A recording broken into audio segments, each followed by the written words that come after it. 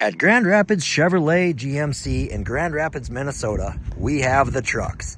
Over 47 new Silverados and Sierras sitting currently on the lot with more to come. We have all the options: LT, RST, LTZ, High Countries, ZR2s. We have heavy duties. We have Sierra, SLT, Elevations, Denali's. We are equipped for the truck you are looking for. With great rebates currently, with up to $12,500 off on select models, now would be a great time to take advantage of savings and get yourself into a new truck today. Grand Rapids GM in Grand Rapids, Minnesota.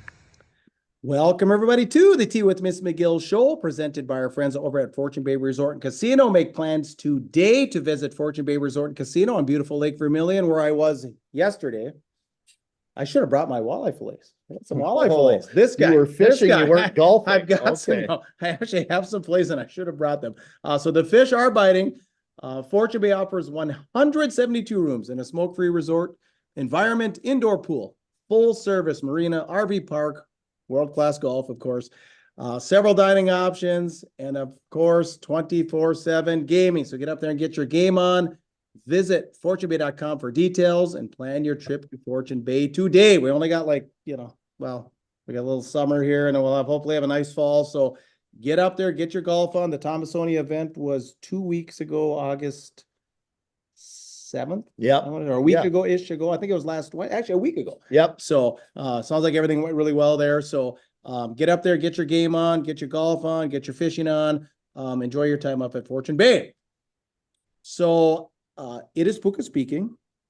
Star of the show, Coach Reed Larson. Hammer the like button right now. Year 4, episode 89. I have to make a correction. The last epi, I said it was episode 84. I don't know. It's a subliminal. So episode 89. So we're getting going here. So how you doing? So you started. Coach Reed Larson is already coaching.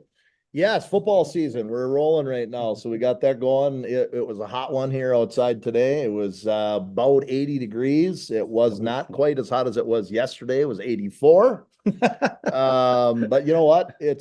We're into the mix right now. We've got fall sports rolling, but everybody's looking at fall sports going, yes, all right, they're going, but hockey is right around the corner, and we are already on top of some new things and new opportunities here for all players that want to move into hockey after high school.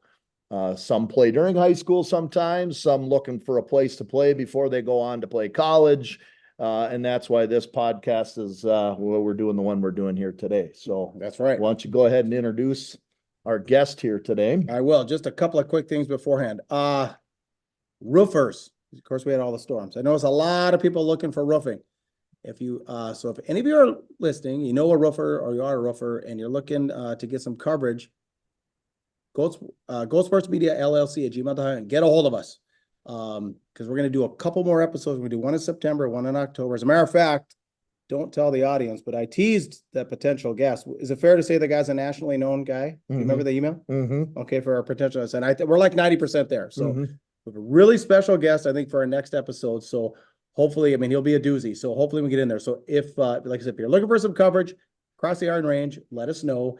And then, quickly, new merch. So Coach Larson's got the hat. I've got the visor. So we got some new merch out. We'll touch on that a little bit later, but keep that in mind as we go forward here.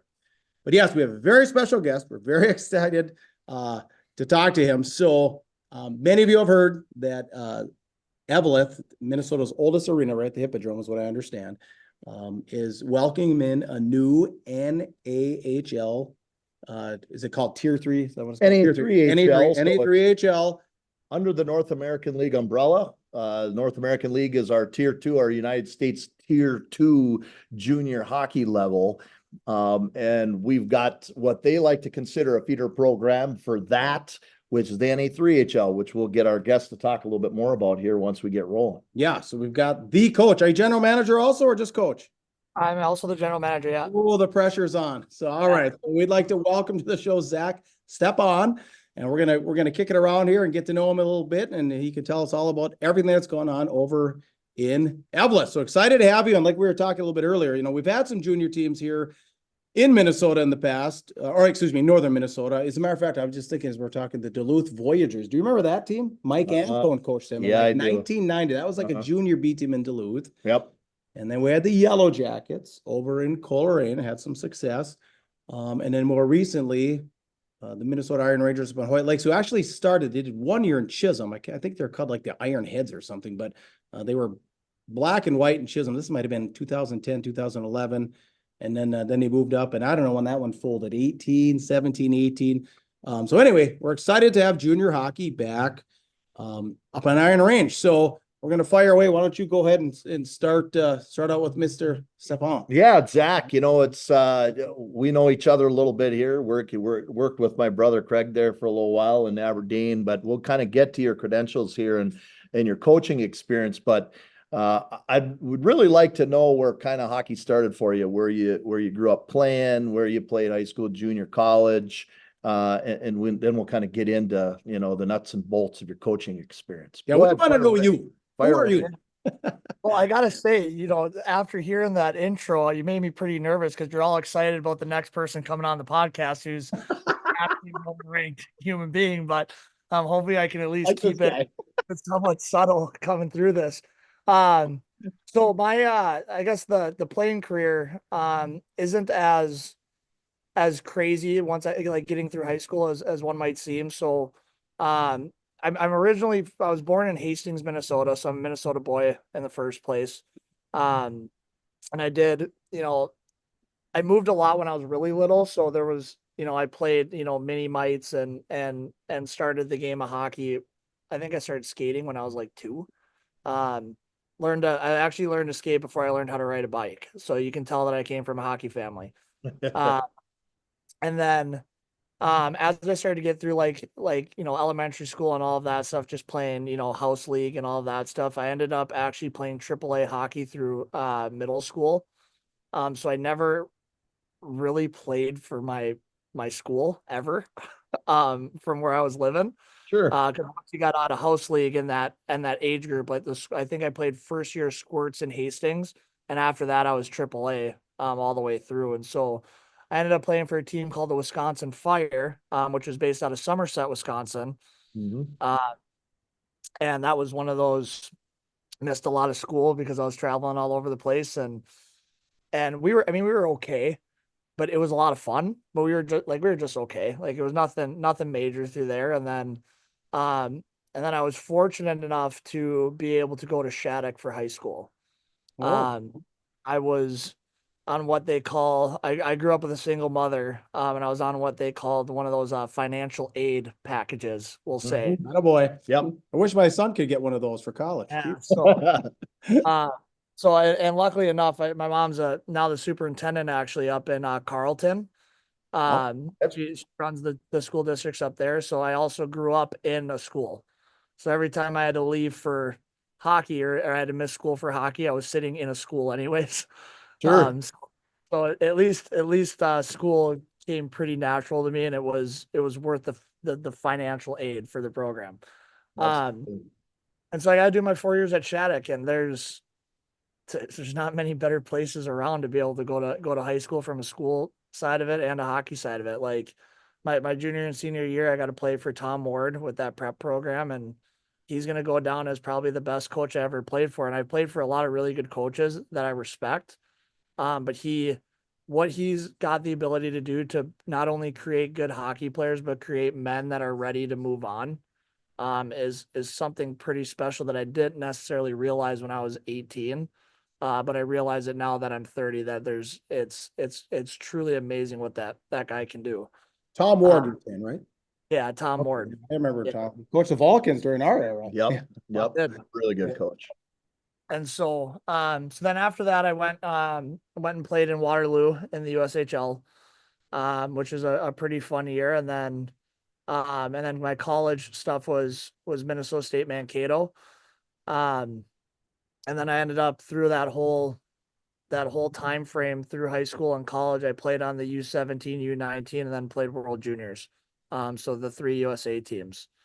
And so it was one of those things where I got initially invited to the National Development Program. didn't have a great camp for reasons, and then still made the U17 team. Had a really good tournament, so then I got a call back to the national development program, and at that time I had a chip on my shoulder, and so I stayed at Shattuck, and wanted to go back to Shattuck, and it wasn't as much a chip on my shoulder as the bonds you create at that school are unbelievable, right? So like my brain just went to I don't want to leave my team that I get to go play with my senior year, right? And so ended up staying at Shattuck, and then didn't make the U18 team. So you can draw your own conclusions there. But then I was able to get back to U19s and World Juniors. Yeah, right. So, but it was good. And then I was drafted by Nashville. And played a little bit in the East Coast. But as I got through college, I was going through some pretty heavy concussion things. And after college, I went and played down in Florida with the Orlando Solar Bears, and it was kind of like the last kick at the can thing, knowing that one more concussion and I was probably done. And 9 games in, what do you know? Brain couldn't take it anymore. Where did you say you played your college, Zach? Minnesota State Mankato. Mankato. Okay. Yep. And so that was the second year of the Mike Hastings era, where he just came in and we kind of rebuilt that program. So it was a really fun 4 years, because we were a big piece in putting that program on the map. And now you look at them and everyone knows who they are, right? And so a lot of really blue collar, down to earth dudes on those teams where we weren't the most skilled, but we could win hockey games because we were willing to do things the right way all the time, and then have some fun on the side of it and bond. And it was a fun group to be a part of. And now watching that program thrive has been pretty fun to see. Well, I'll tell you what, just listening to the coaches that he's talking about, Ward, PK O'Hanley. Was PK your coach or what? Mike Hastings. PK and Shane Fukushima. Shane Fukushima. I know Fuchs really well because Fuchs was an assistant at UW Superior for a couple of years. He was at Waterloo, went to UWS and helped Stauber out at the UWS, and then went back to Waterloo and kind of took the big, number one assistant associate coach with PK for the remainder of the time there. Yeah. Now he's part owner? Well, he might be. I don't know as much about that. I know that he's now with the Philadelphia Flyers, though. Yeah. So, PK almost 40 years ago. Yeah.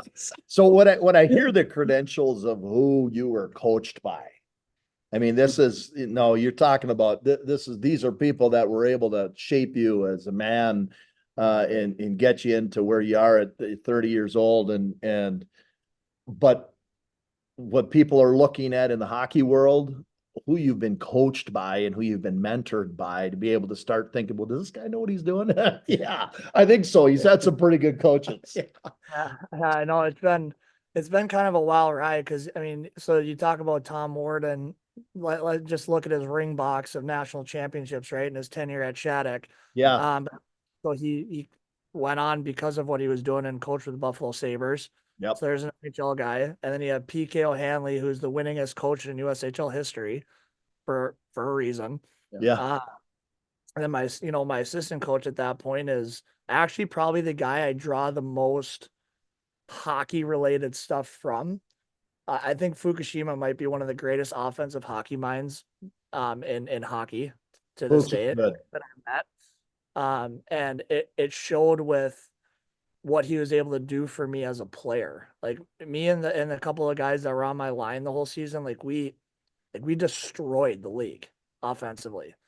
Like I think I played on a line all season with Taylor Camerata, who played at the University of Minnesota, Justin Kloos, Mr. Hockey out of Lakeville. Yep. Me, and I was kind of the bruiser that could shoot the puck with those two guys. And I think between the three of us, we had over 200 points. Yeah, that sounds like a heck of a run. It was dumb. And it was, and Fuki was the one that really took us under his wing and taught us how to do it the right way, but also be able to almost manipulate the system offensively. Yeah. Taking a lot of that with me as a coach. And then, you talk about PK, and then Mike Hastings, who winning as coach in the last decade at Mankato, and now and now all of a sudden in 1 year turned the University of Wisconsin around. Yeah. Like, right. And so, I also played with three guys that if you don't see it eye to eye, things can get pretty heated. Yeah.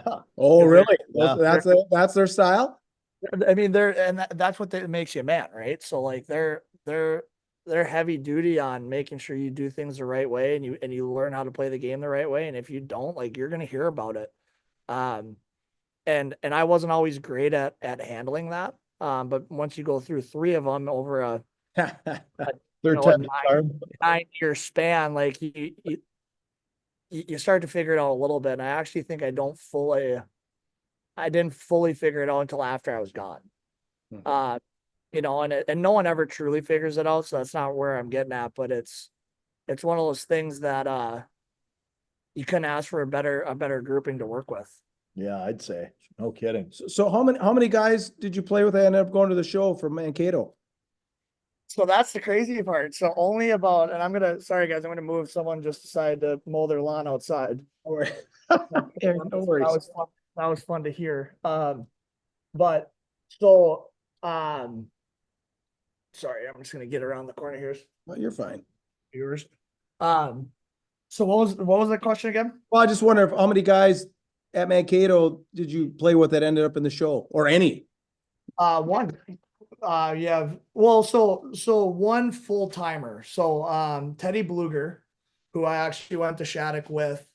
We were roommates at Shattuck. We ended up at Mankato together. And he's played his first, I'm gonna make it up a little bit, first 5 years with Wilkes-Barre in the AHL with the Pittsburgh Penguins.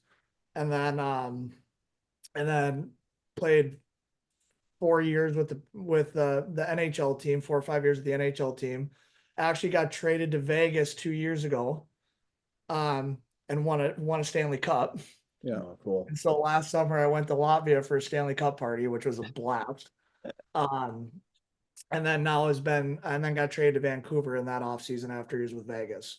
Okay. And so now he's up on the island with the Vancouver Canucks right now. Okay. And the only other one that was drafted was John Drager, who played at Michigan State, but then ended up just kind of being done after college. And then a couple free agent guys and like Casey Nelson played a couple years in Buffalo, but then ended up just wanting to be done. So really the only one that kind of stuck there was Teddy Bluger. And so it just goes back to saying, like, we were not the most skilled hockey team, but man, we knew how to win hockey games. Yeah, it says the way the coaches did things too. I mean, you can make a lot out of guys that are willing to do the things in order to win games, and you had the right kind of coaches to be able to put people in the right positions, regardless if they had the talent to play at the next level or not. They did what they were supposed to do, and they won games. Yeah, and I'm really not trying to say it as a knock, right? It's just like we weren't getting first and second round NHL draft picks to come to Mankato, right? Like Teddy did, and Teddy, if you ever watch this, like, sorry, but you just did. That kid didn't know how good he was coming out of high school. Like, everyone knew he was going to make it because of how he handled himself. But he committed to Mankato before Hastings was there, and then just kind of decided to go anyways. And he was really good, obviously a really good player there, and it worked out really well for him. But that was very abnormal to have a first or second rounder there until after we kind of got through that first wave of kids, and all of a sudden people see that we can win games and see what Mike Hastings is able to do and all of that stuff. Now you got some ball players rolling through that program. But at the time of that transition, we weren't like you'd lose those kids to the University of Wisconsin, University of Minnesota, North Dakota. Like, you ain't gonna win that recruiting battle out of the gate. Right. Sure. And then things started, like, right after we kind of got out of there, won a couple of championships, finally made the national tournament, all of that stuff. All of a sudden you go watch that hockey team and they didn't have to play like we did, right? Just based on what we had. Yeah. Okay. Absolutely. Well, I'm going to talk to you about your draft experience real quick, but first I wanted to get a quick ad read in here for Aspire Heating and Control. Summer's coming to an end, but there's still plenty of summer left. So if you need that air conditioner tuned up, Aspire Heating and Control, the people you call, or like I said, heating season will be upon us probably in about a month, at least at night. Stop it. Well, it's just, hey, you're the football coach. That's right. It's gonna get cold. So, you know, if you need a tune up on the heater or you need a tune up on the air conditioner, Aspire Heating and Control, they're your local Bryant dealer, and Bryant is the official heating and cooling company of your Minnesota Wild. Aspire specializes in gas, electric, and hydronic heating and cooling systems for existing and new construction. Residential and commercial installations available.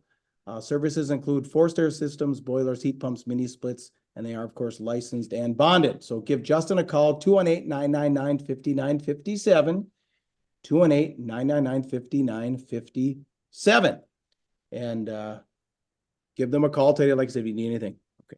So why don't you walk us through a little bit of not just the draft itself, but like kind of the, you know, because I said we got kids that kind of listen to this. So kind of the process of, you know, when were you first contacted? About how old were you? Kind of how that whole system of getting and being drafted, kind of how did that go for you? Yeah, I guess mine might be a little bit different than some others. I was when I was my senior year, I actually got invited to the NHL Combine.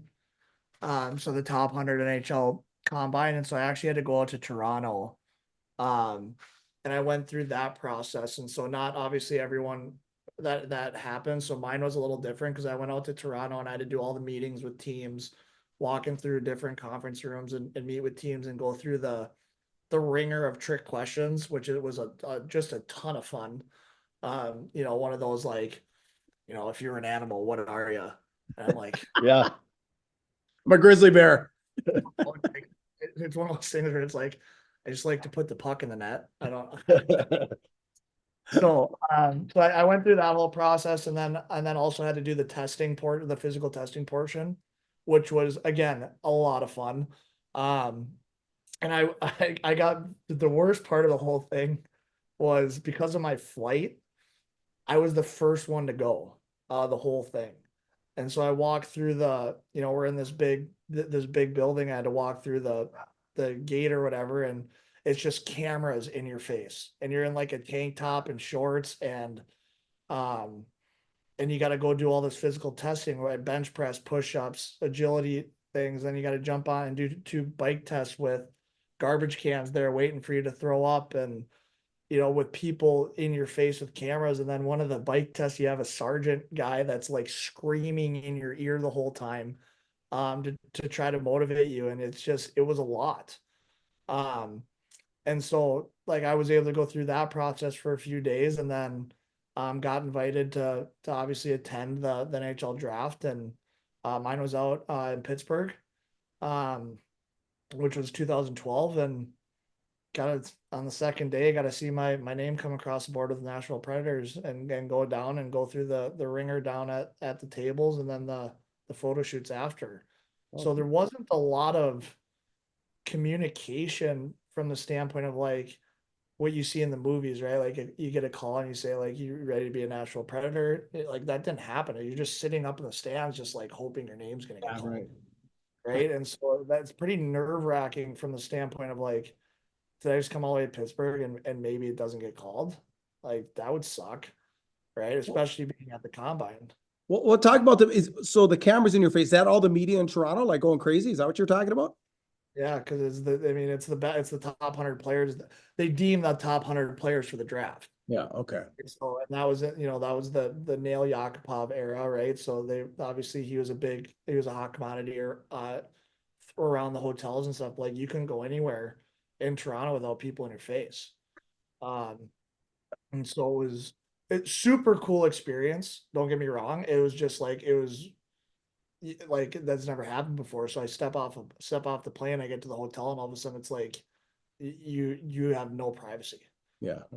And so until you get to your hotel room. So it was an eye-opening experience, but a really fun one that I was able to be a part of. You become a hero before you're actually a hero, right? This is pretty draft, and everybody's looking at you going, this guy's gonna go in the draft. We want you autograph city, you know. Everybody wants to talk to you, take pictures. Yeah, and then it's like, and guess what? I'm probably if I do make it, it's going to be 9 years from now, so none of you are going to remember me anyways. Well, it's funny for those that don't know.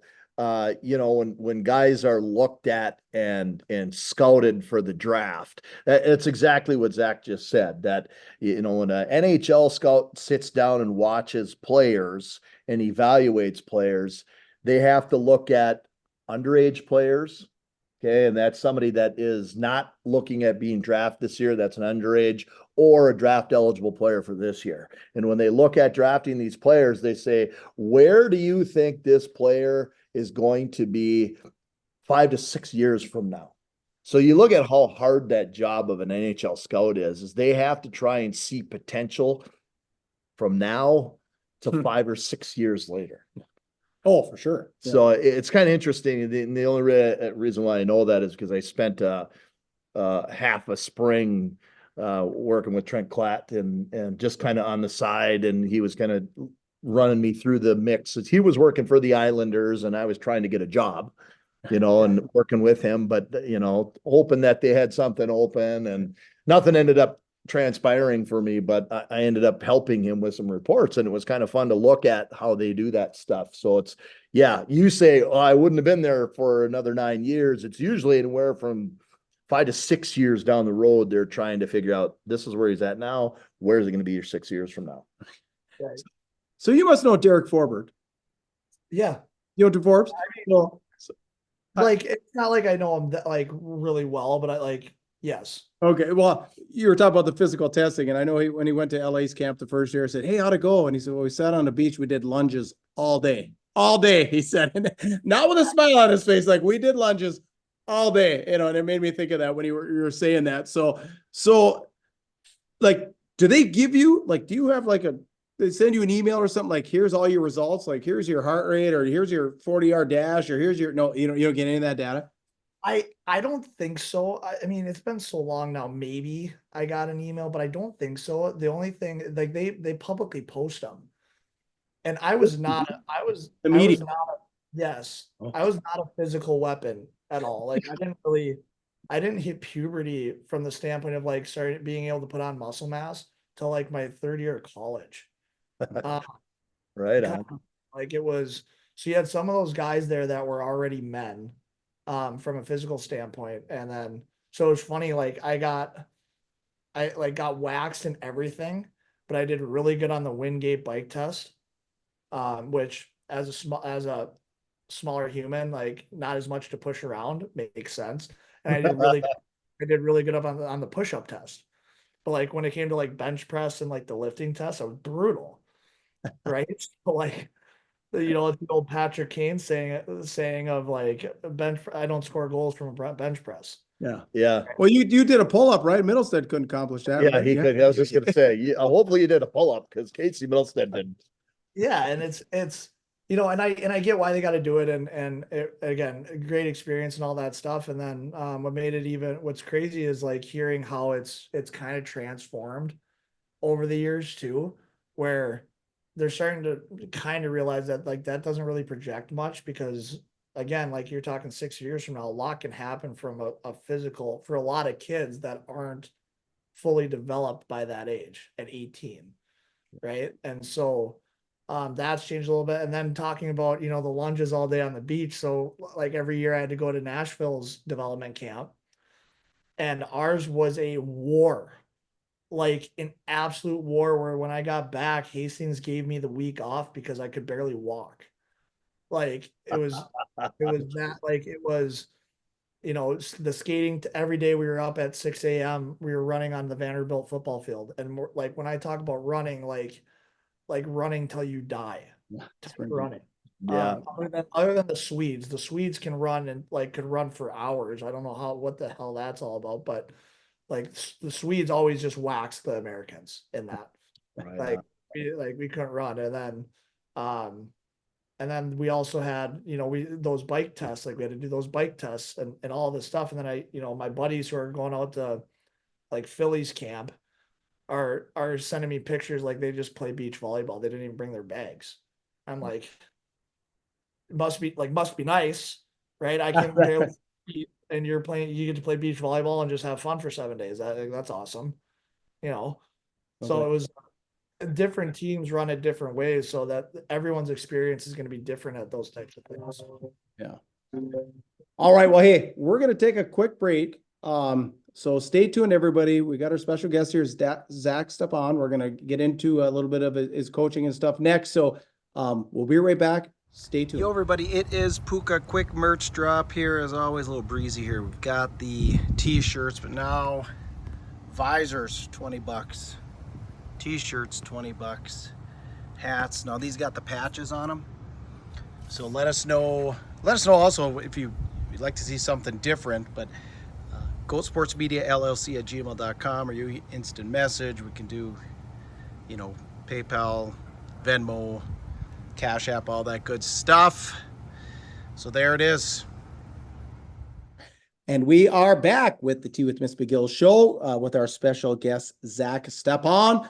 Real quick word from our friends over at the Ring Sports Bar and Grill. Would you agree that we loved our time over at the Ring Sports Bar and Grill last month? Awesome. Huh? They treated us good. I'm still full from that burger that I had over there. I'm not going to kid you. Yeah. That thing is huge. So check out our social channels, Instagram, Facebook. You will see Coach Larson it was the Rink Burger, if I'm not mistaken. I think it was, yeah. But I mean, this thing was this big. Yeah. And I just look at the Instagram picture. It's huge. And Monday night's burger night. So get over there to the Ring Sports Bar Grill, just down from the U.S. Hockey Hall of Fame over in Eveleth.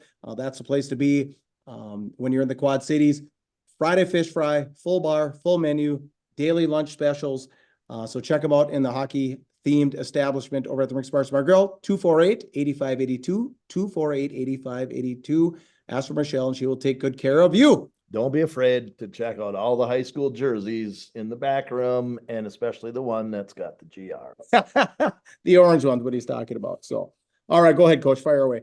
Yeah, we got a pretty good feel about some fantastic mentors and coaches that you've had in the past. Your playing experience, and even the draft experience. And I guess, since the whole idea of why we wanted to get you on the show here is the excitement of having a junior team on the Iron Range again and opportunities for kids. We want to hear, kind of how your coaching experience started and kind of up to date.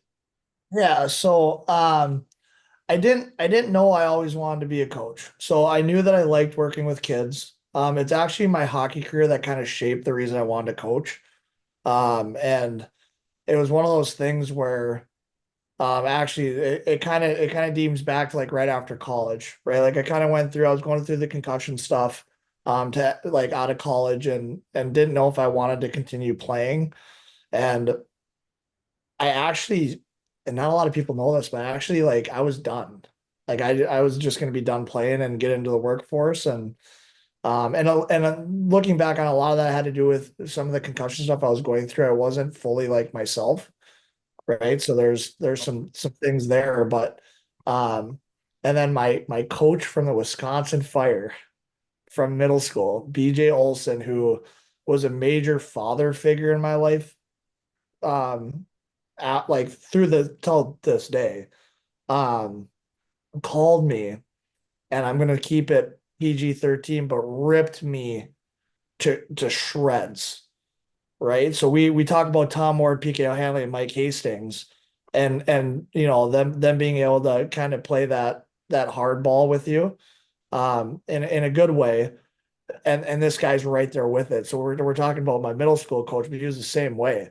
And just 2 hours straight of, you idiot, like why would you quit? Like there's no reason for, yada yada yada, right? And I'm not going to get into the words that he used, because we're a family-friendly podcast.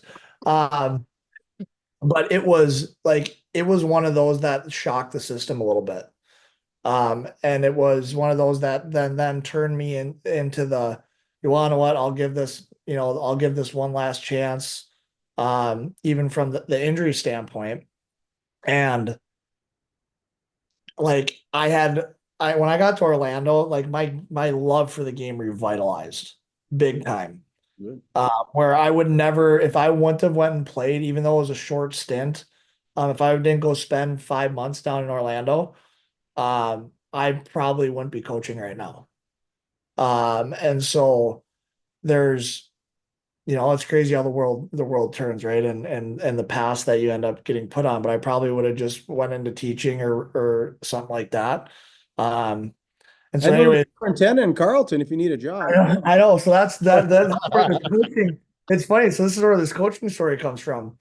So anyway, so after I was done playing, I went through like 11 months of therapy, and um, it was one of those things where when I was told by the doctors, like, hey, sorry, brother, but like if you don't want to be a vegetable, you're probably done. Like it was, personality disorder, and like there was a ton of things that came out of this last concussion out of Orlando.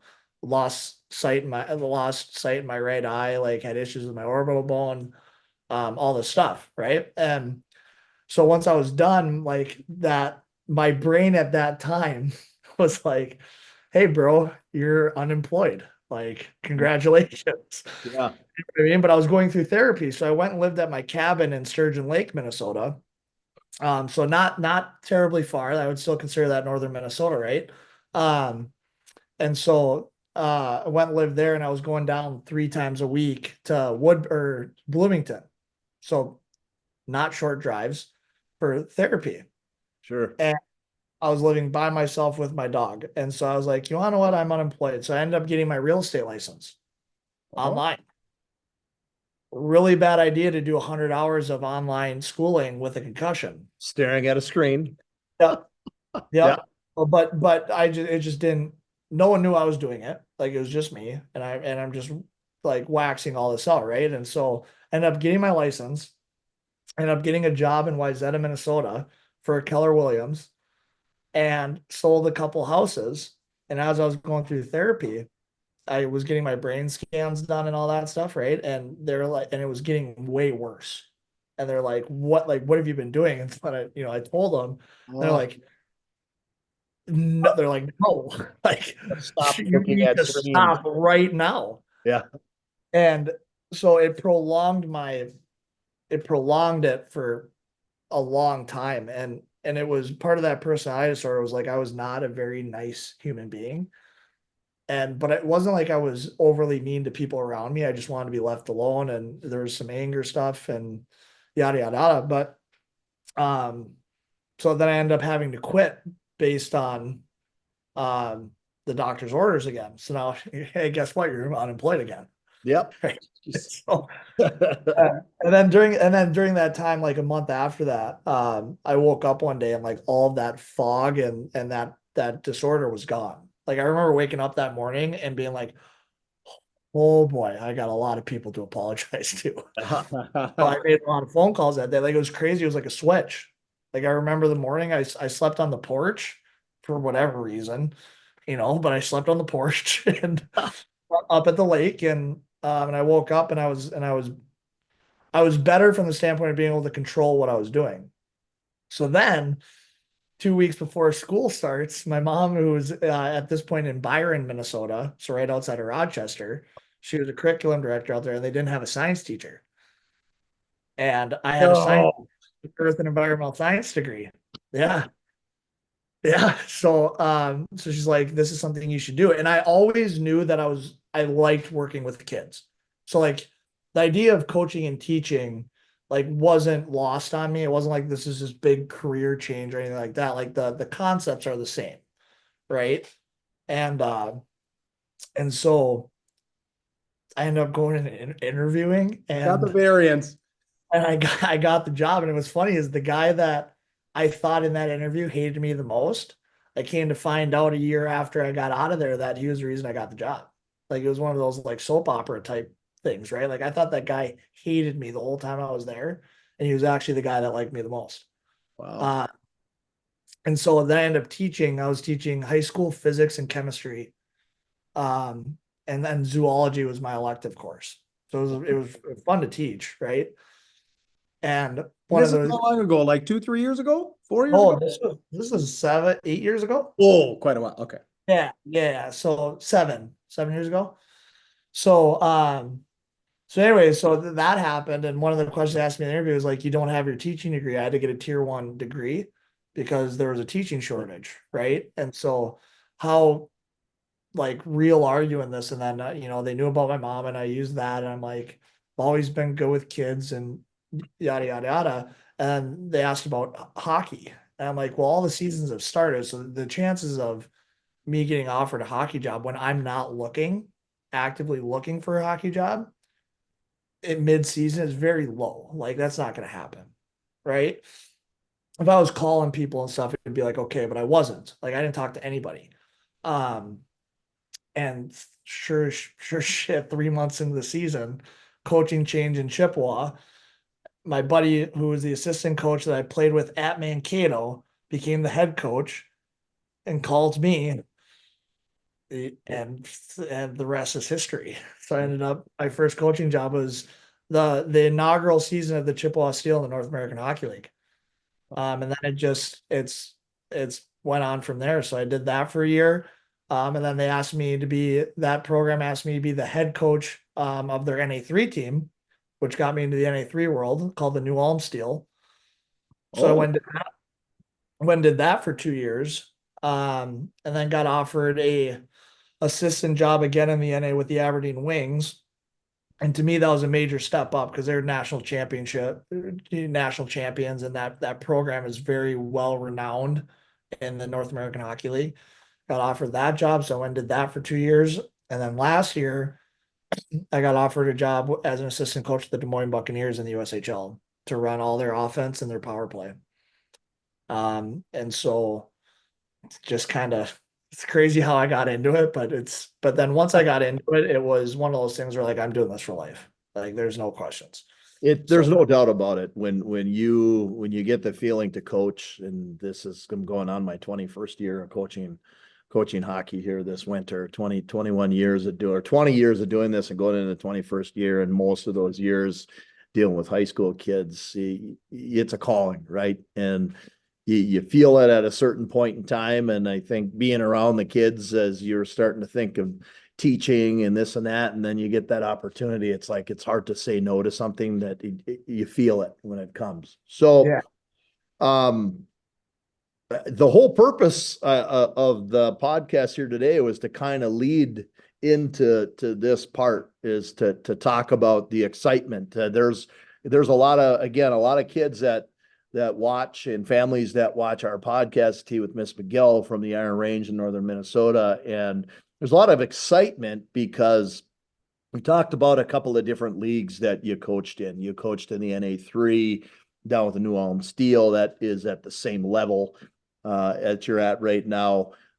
Just recently, a team was put into Eveleth that was bought through, I believe, the same ownership that is the Minnesota Wilderness and Cloquet, correct? Yes. They purchased their team from, I think, the Loons. Yep. That's correct. The Loons organization. So that was Chris Stewart and my brother and company over there that worked with Minnesota hockey camps. That team was bought and moved. And they kind of bumped it around a little bit, like, hey, where do we think we want to go with this whole thing? And the whole idea was to these teams that are really successful in the North American League have the opportunity to, if they've got money, to put in a program to feed their NA team, and it creates opportunities. And was bought by the ownership group there with the team out of Cloquet, the Minnesota Wilderness. And they put into the tier 3 level, the Minnesota Wilderness NA3HL team, and popped that right in a great spot at the Hippodrome. And that's where you've landed this position. And so far, season hasn't started yet, but all of your tryout camps have been rolled through. Have you got a camp coming here that's coming up recently? Yeah. So first things first, based on that, is really fortunate. And part of the reason I left the USHL to go back to the NA3, right? Because I've had a lot of people, as hockey people, like there's a little bit of the why would you do that? Right. But Barry Bowman, our owner, is an unbelievable human being and owner. And he's a guy that gives you the resources to be successful. And so that's one of the fights as a hockey coach, right? Is like you get the best job ever, but if you're not given the resources to succeed, it's a really hard job. And then it kind of lands on you too, because if you can't help a kid because you don't have the resources, the kid's not looking, oh, the ownership, it's the ownership. They're looking at you and being like, what the heck, man? And so I'm very fortunate that way because there's not many more generous and genuine people than Barry Bowman is. And that's why the Minnesota Wilderness have continued to be as successful as they've been from an ownership standpoint. So we were very fortunate that, and I'm very fortunate to be able to put it in a hockey driven community, which is, something that you don't get. Like locations are hard enough to come by, but with Rockridge coming together and then Evelyn, the Hippodrome opening up, it's like it seems like a slam dunk to me. So it's definitely exciting stuff that's coming our way. And even from the player and the NA affiliation standpoint, one thing that does get misconstrued a little bit is the NA affiliation, like with the team. Because what I like to tell my players, and part of my recruiting pitch is, yeah, like you have the affiliation, which is great, right? Like I work with those guys, I have relationships with those guys, all of that stuff. But what the NA and the NA3 have done is actually created an affiliation program with every team in the league. Mm-hmm. By playing in the NA3, there's your ability to go play with NA teams over the last 3-4 years as they implemented this rule skyrocketed because you don't have to mess around with protected lists to call kids up. Correct. Before you had to make a trade, which means somebody had to go and all of this stuff. So as much as like, yes, if I have a kid and I think he'd be great for the wilderness program, that's awesome. And that's what we want to do. But there's only 25 roster spots on the Minnesota Wilderness and there's 34 teams in the NAHL. Yep. Right? So by implementing this program, the opportunities for kids that play in the NA3 has substantially gone up. It doesn't mean every kid sticks, right, and all that stuff, but the whole point is getting an opportunity and being able to play in games, and that's why this whole NA3 NA thing is super important. But then at the same point, emergency situation, we're 45 minutes away from Cold Case. Right. Yep. So if something goes wrong, I can say I have no problems. I don't care if I get called an hour before the game. Like if I got a kid dressed and the NA team needs them, I'm going to tell them you better get undressed and get in the car. Like, down there. That's my job. My job is to move kids on. And if I want to move on as a coach, I got to prove that I can move kids on and develop kids. Yeah, absolutely. That's what's super exciting about this program. And then we're, like I said, fortunate enough with location, excitement, and then and then having the ownership that we do and the affiliation that we do, there's not a lot of negatives, to be honest with you. And that doesn't happen very often in the coaching world. Well, yeah, you're certainly going to find that in that area, especially, in a town that used to have its own high school team, right? And of course, we like to say that they do because they're part of the Rock Ridge, but the Rock Ridge team now plays out of Virginia, right? So the people in Evelyn are like, well, geez, what are we going to do at the Hippodrome, man? You can play some youth hockey games there, and I think they maybe will play 1 or 2 high school games there with the Rock Ridge team, but the majority of their games, home games, are played out of the MEC over in Virginia. So it's like, well, wow, people want to go to watch games at what I'm sure you've recognized when you've walked into that rink. You walk in, it's like a museum. There's pictures all over the place. I'm sure my brother showed you a picture of my grandpa with one of the old national championships teams that were there way back in the college days from, I don't know, was it 30s or something like that. It's right when you walk into the ring too. It's you walk in and it's like right here. Yeah, right in your right ear when you're walking in. It's pretty cool. But so the people in that community, and I've always talked about this as I've coached, is there's so many, whether they're young or old, there's a lot of old hockey people that will be there at those games and will be regulars to come watch those games. And they're itching for high level hockey. They want someone to cheer for. They are cheering for the Rockridge Wolverines. They're excited to have that combination, but they want to still use this rink and have a team that they can call their own too. And I think that's pretty cool that that it popped into that spot. I was really excited about it when I heard about it. I was even more excited about it when I heard you got the job. So It's pretty pumped up. I'm pretty pumped about it too. Yeah, I'm ready to get the season started, to be honest. All right, let's talk a little recruiting in just a second here. I got to do a quick ad read for Iron Range Apparel, new location next to Super One. They're in Virginia. As a matter of fact, we're gonna have to get our guest to know about ODR swag. Like, so we got the ODR shirt. So he's, if he's gonna make it on the range, he's gonna have to wear his ODR stuff. So we're gonna have to bring him over there. We call it the gift buyer's paradise. Like I said, you're looking for a gift for anybody. You said you've got a grandchild that's 6, or you've got grandma that's 66. They got Minnesota themed coffee cups, all kinds of apparel. I call them knickknacks. So there's a little bit of something for, like coasters. The ham shirts, of course, are always one of their big sellers. So if you're looking for that perfect gift, or if you're looking for ODR swag, of course, we got the t-shirts, we got the hat. And like I said, we're gonna get Zach over there, and we're gonna get him all outfitted. So it's Iron Ridge Apparel. No longer in the Thunderbird Mall. Look for them right next to Super One in Virginia. So, all right, brother. So we talked a little bit off camera about recruiting. So how's that coming, and is it more local, regional, national? Who are you trying to grab?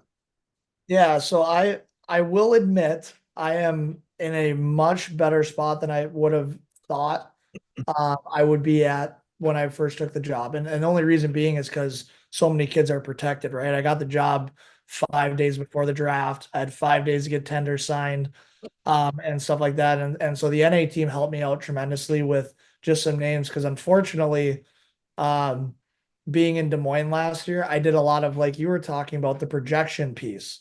Yep. I was watching a lot of 15 and 16-year-olds for the USHL. So it was nothing that, I didn't go to those games because I didn't want to. It just wasn't my job. Right. So I did a lot of 15U, 16U. I did some varsity games, but it was the ones that had, the 9th grader playing on varsity kind of a thing. So my recruiting eye for last season didn't watch a lot of this. So with that, I'm fortunate because I put in a lot of work this summer. But they come from all over. So I still was able to get about 8 to 10 northern, like north of the cities types kids. One St. Cloud, I think 5 or 6 Duluth, couple Cloquet. Still trying to get a hold of some other guys. I'm not going to name them on the podcast, but some guys that I recently acquired from up in this area, and hoping that they want to come play, and we'll see where we land. But in regards to the recruiting side, we're up and running, and I think we're going to be in a really good spot to be very competitive, which I'm excited about. But then, with that being said, I got Texas, California, Canada. Like I got one kid from Vancouver, I got one from Manitoba, so we're all over Canada. I'm still working on. There's potentially a Swedish kid that's going to come over, and another one from Slovakia that might come over. Wow. And so they're from all over. And that's what's so exciting about this, is you're not just watching, there's something to be said about watching your hometown kids, but at the same point, like, we're bringing talent in from all over the world. Right. And so that brings business. It brings businesses in. Parents come in for weekends from out of country or out of state. They spend time, they spend money in the community, they stay in the hotels, all of the above. It's good to have your local draw, but it's a no-brainer to bring in the people that have to experience the Hockey Hall of Fame and experience the Big Stick and experience everything that Evelyn has to offer. Evelyn in Virginia, I should say, that have to offer. It's pretty cool. No, for sure. Well, hey, I got one last question. So we got about 5 minutes before we got to wrap up here. So there's one person that all three of us know, and that is probably the guy that gave you the concussion, Coach Jeff Krause. No, I'm kidding. But anyway, we all know Coach Cruiser. How do you know him? Are you looking forward to competing against him? Yeah, so that's part of the band being back together. I got to coach against him when I was in New Ulm. So I've known the Krause family for 5 years now, probably going on. And Jeff does one heck of a job down there. Actually, if you ever get a chance, you should ask him the story about how me and him almost got into a fight behind our bench. We're gonna have to have him on now. Well, we will. him and I had a few tussles. I played with Krause for the Bismarck Bobcats way back in the day, so we had a few tussles in practice too. Oh, And it's super intense. Two intense guys. Yeah, and what I love about it is like it was just one of those things, right? Things got intense, and then but then when like I go there, I can go pop into his office and have a drink or bullshit with him. Like it's when it's done, it's done. And the way he gets those kids to play, like he's a wagon. Like he's one heck of a coach, and I'm looking forward to coaching against him. And he's someone that has proven to be successful over a long period of time. So I'm also not going to lie. I try to analyze some of the things that he does and implement it into my own coaching because he's proven to be a very successful coach. And that's something I want to continue to try to be someday. Yeah, he certainly has. He's found his way into that national tournament and all of the above. So we promised we were going to do this, and I know he said there's one more question. I want to do this so that you get an opportunity to throw a pitch out here. That when you got people coming in from out of town, you got some local people, but you've got people from quite a ways away. When you run a junior team like this in an area, it really needs a lot of community support and community support in a lot of different ways. But one of the ways that you could, if you really wanted to reach out and help Minnesota Wilderness and Evelyn and help Coach Stepan here, is the billeting aspect. Kids need host families to live with while they're there. And, give me your 30-second pitch on what it takes to be a good host family. Yeah, so with the host family thing, I'll make it quick here, but you can't have a junior team without a good host family program or a billet program. Like the kids, you're the home away from home. And what we generally see is as long as you can create a supporting environment, all the other stuff comes easy, right? Like we can talk about chores, we can talk about how much they can help you around the house. If you have young kids, how you literally can put role models in your house for your young kids. Because all the kids I'm bringing in all want to play college hockey. And so whether they're hockey people or they're just kids finding their way, you're having a motivated, driven individual in your house. And that's a really good role model to have for your kids. So there's a bunch of different aspects to it. But what generally happens is it's always hard to find billets because everyone's a little, I don't know if I can open my house up and and all of that stuff. And what I can guarantee you 95% of the time is that's a relationship you'll have for life. I played in Waterloo in the USHL for back in 2013, and I still see my billets every summer from 2013. Like you create lifelong relationships if you're willing to take the risk, and there's not much of a risk because what I'll tell you as my last piece of the puzzle is if the kid's a bad kid, he's not going to last very long. He'll be out real quick. Yeah. So it's not something where like, well, if I do this, I'm stuck with them all year. It's not what it is. But also I put so much time into recruiting these kids. I don't want that kid on my team anyways. This is a full-time job for me. So the kids I'm bringing in, most of the time are going to be pretty good kids because I've vetted them myself. Right. And I don't want them in my locker room. And if I don't want them in my locker room, I understand that you won't want them in your house. So we're on the same page when it comes to the types of human beings that I want to bring to the Minnesota Wilderness.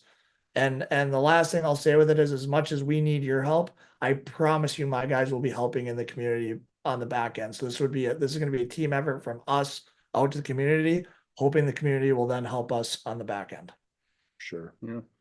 Well, for sure. Absolutely. Yeah. Perfect. All right, brother. Yeah. We're kind of pushing the clock just a little bit here. So, I mean, I got everything. I appreciate your time. Anything else? No, we really appreciate you. We'll touch base, off camera here. We'll call you here in a couple of days and see how things go. You'll see this probably posted up here later tonight or early tomorrow morning and share, send it on out there. But we really appreciate you and good luck in your first year. Yeah. Congratulations. Yeah, I appreciate it. One thing I'm going to say before we go is I'm looking forward to that ODR outfitting session. Oh, yeah. We got to get you. We got to get you. Yeah. A guy like you is going to get so much press that we're going to have to get some ODR swag on you. Yeah. I'm going to have to get a couple of those hats too, and then we'll be in full force. Sounds good, Zach. For sure. Thank you. And I'll send you some of those names. Like I was telling you off camera, some of the build people. I'll get that to you. Perfect. I appreciate you guys' time, and I really appreciate you guys having me on. It's an honor for me to be on it. So everyone that's watching, continue to support these guys because these guys are really good really good hockey minds, really good people, and I was super excited when I got the call to be on it. Absolutely. Thanks, Zach. Appreciate it, brother. Good luck. Hey, we'll be in touch. Sounds good, boys. See ya. All right, that is Zach Stepan, Minnesota Wilderness. I mean, like I said, there's nothing else to say. I mean, we're looking forward to it. Like I said, we're excited to have junior hockey back on the Iron Range. All right, so we got to wrap up. Like I said, we just got a couple minutes here. Please comment. If you need to get a hold of us privately, Goatsportsmediallc at gmail.com. Hammer the follow button, hit the share button. Follow us, T McGill on Twitter or X. Find us under Tea with Ms McGill on Instagram, Spotify, Apple Podcasts, and the Musi app. If you're looking for us on Facebook or YouTube, Goat Sports Media LLC. Leave a review while we're there. Merch, like we said, hats, $20. Visors, $20. Cash App, Venmo, PayPal, all that good stuff. And of course, thank you to the greatest partners on earth, the Rink Sports Bar and Grill, Iron Ridge Apparel and ODR Apparel, Fortune Bay Resort and Casino, Spire Heating and Control, Iron Ridge Goalie Academy, and Grand Rapids Chevrolet GMC. For Reed Larson, I am Puka. Get out there and be your dream. You're tuned to the Tea with Ms McGill Show. Oh, I like it. Thanks for tuning in, everyone. If you liked the show, please leave a review and subscribe. We would appreciate that. It is Puka. Another show from Goat Sports Media that we'd like to tell you about. If you're into dirt track racing, it is that time of year. The One to Go show covers dirt track racing in the upper Midwest each and every week. Facebook, YouTube, podcast. So find it at all your favorite places. Join Ryan Aho, hockey coach Jeff Krause, and Bert Lehman is break down all the action weekly. Check them out right now. Goat Sports.